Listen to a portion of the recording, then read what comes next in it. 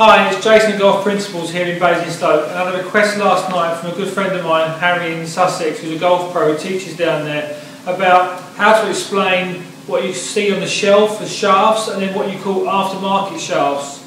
Now, I'll give you a tip. Sergio Garcia does not use a standard shaft. None of the tour pros out there use what is on the shelf. Reason? Because they're too soft, they're too weak. They're designed for golfers about 90 miles an hour swing speeds or below, or whatever the flex curve the designer goes for. So, roughly, this is how it works. The wood designer will say to Aldila or Matrix or whoever, Fujikura, right, I need a 60 gram driver shaft to go in my new product. It's got to be a certain flex curve, and I want it to fit this sort of player profile, and I want to pay $10 for the shaft. The companies are like car factories. They've got productions to fill in their factories. They've got to get that volume business. So they go after that volume business. You know, it's chasing the money. So they'll come back and say, look, we've got this design and we can do it for $11. We can do this design for $11.50 or $10.50. So basically they're just playing the price game, and it's a downward spiral.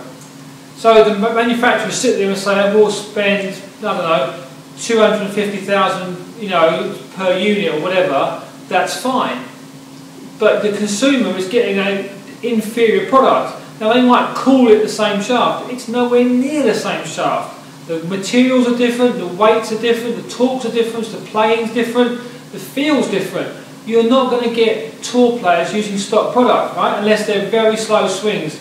It ain't going to happen. So here's a good example here. One colour graphic in sort of standard issue, and then the real thing in candy apple red. This is 85, and this is actually probably about 90 odd grams. Same supposed shaft, nowhere near the same. So when you hit what you call an aftermarket shaft, it's the real deal, they'll feel solid, they'll feel tight, they'll feel powerful because they're using a higher grade of product. When you hit a stock shaft, it's going to feel loose, it's going to feel sort of torquey and spongy.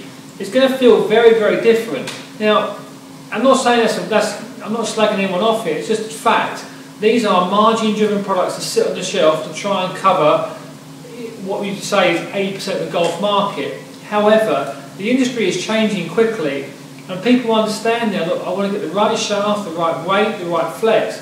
They're prepared to spend that little bit more on the product to get it to be perfect, rather than just settling for an average product. So if you are in the market for a new shaft or a new product, take the time to test the different shafts, which one suits you the best, and sometimes just have a blank test. Forget about price, within reason, you know, obviously there's sometimes it's some factor, but which shaft for you gives you the optimal performance, gives you the absolute best you can get. Then there's the price discussion comes afterwards. But just because it's sprayed the same colours the pros use, doesn't mean to say, in fact, it won't be the same shaft they use, okay? So the grade's different, the quality's different, the feel's different. So if you're in there, don't get sucked in by the hype, alright? As I say, don't believe the hype, it's true.